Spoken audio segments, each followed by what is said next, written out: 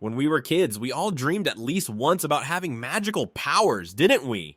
Today's story is about some special people just like that. The story begins with Sam, the youngest daughter of the royal family in Europe's smallest country named Illyria. Despite being born into royalty, Sam was never treated like a princess. On the other hand, her elder sister Eleanor always got whatever she wanted with just a word. Things took a turn for the worse when Sam's father, the king of the country, died in a plane crash along with his brother. After their death, Sam's mother, Catherine, took over the responsibilities of ruling the kingdom. Soon after, it was announced that Eleanor would be crowned queen on her 18th birthday, which was just a few weeks away. Sam, however, was treated like an outsider in her own family. Living a life no different from an ordinary person, she spent most of her time hanging out with a boy named Mike. To protest against the ongoing tyranny in the country, Sam and Mike performed rock music on the streets. Their performance not only attracted a crowd of regular people, but also caught the attention of the police. Sam tried to distract the police with her skateboard, but ended up crashing into a traffic sign. The police caught her. When she was taken home, she told her mother that the people of the country were unhappy with the government. However, Catherine completely dismissed her concerns. The next morning, Sam met a girl named Roxana at school, who was also the second born in a royal family. Roxana was a calm and reserved girl who enjoyed live streaming and had become quite popular for it. Then the story shifts to a high-security prison where inmate number 34 finds a capacitor in his cell. Using it in a device, he unlocks the neck cuff tied around his neck. The moment he does this, all his powers return, and with that strength, he breaks through the prison doors and escapes. Meanwhile, Sam and Mike were busy practicing for their music concert. Mike asked Sam to come with him somewhere, and she agreed, but Mike was shocked when he noticed Sam's breath still smelled like garlic she had eaten 2 days ago.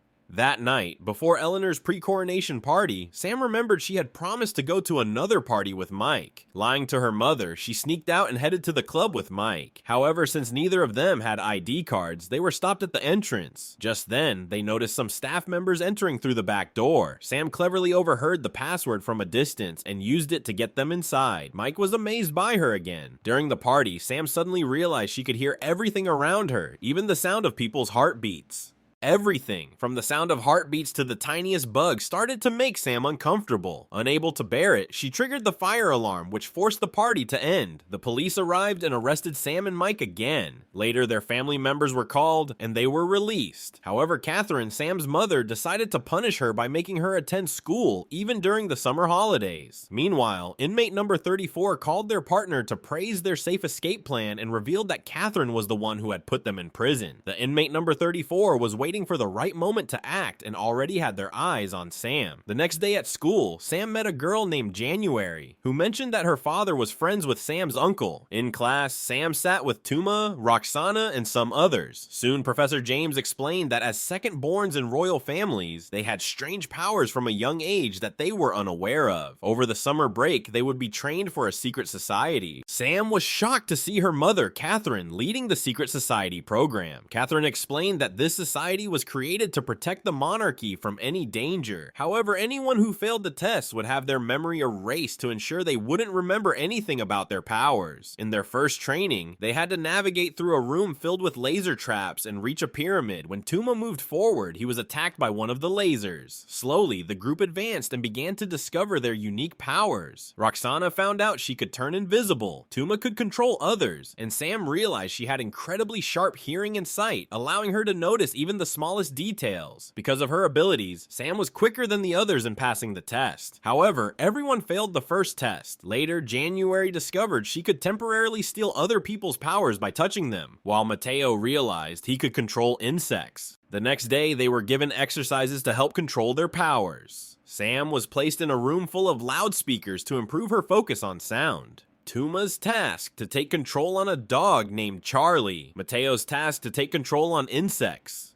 Roxana trained to use her powers in icy and rainy conditions. January practiced holding her breath underwater with the help of her powers. Professor James deliberately gave Sam poisonous food as part of a test. Seeing this, January gave Sam her apple to save her. That night, Mike's father noticed Sam on a phone call and for no clear reason warned Mike to stay away from her. The next day, Sam met her mother, who took her to an underground headquarters. It was filled with fascinating and mysterious things. The valuable item was a DNA-based nano device that could target people with the same DNA. Catherine taught Sam some techniques to control her powers. Afterward, all the kids except except Roxana, managed to get better at using their abilities. Roxana, however, made no progress. Frustrated, James scared her by saying that if she didn't use her powers, she would be forced to go live on Instagram with messy hair. Instantly, Roxana used her power to turn invisible. Gradually, all the students began mastering their powers, making James very happy. That night, Sam was supposed to go to a concert with Mike, but James woke everyone up and sent them on their first mission. Their task was to stop a priceless item from being stolen. When they arrived, Sam used her powers to locate the thief. The group followed her lead and caught the culprit. However, it turned out the thief was January's coach, and the whole thing was a distraction. They failed their second mission as well. Angry, James canceled the next day's class. Sam apologized to Mike for missing the concert, but couldn't tell him the truth about what was happening in her life. Disappointed, Mike started to distance himself from her. The next day, the group planned an outing during their break. January and Sam became good friends during this time. January invited Sam to her house. Sneaking in, the two friends went to the studio. Sam told January how her father loved her so much that he turned an entire tower into a studio for her. Just then, Mike showed up. Seeing Sam having fun without him, Mike got angry and left. Shortly after, inmate number 34 attacked them out of nowhere. Before escaping, he called Sam Snowflake. Shocked, Sam caught him immediately because only her father used to call her Snowflake. James tried to calm everyone down, but Sam didn't listen and chased the inmate into the woods. She eventually found him there. In a turn of events, James got seriously injured while saving Sam. Before losing consciousness, James revealed to Sam that he was actually her uncle, Adaman. But before he could explain further, January arrived and using her stolen powers delivered a powerful punch to Adaman. She helped Sam carry James back. James's condition became critical, forcing Catherine to tell Sam the full truth. Catherine revealed that Adaman was the one who had killed Sam's father to become king. To punish him for his crime, Catherine had imprisoned him in a high-security jail. Later, Sam decided to confront her uncle face to face.